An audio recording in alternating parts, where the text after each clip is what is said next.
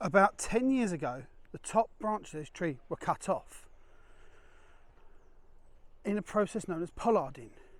This is where you harvest the tall branches that come out the top so they can be used to make things.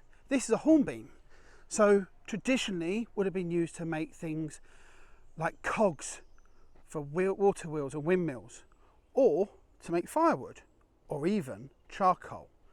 Now that charcoal could then be made into something more explosive.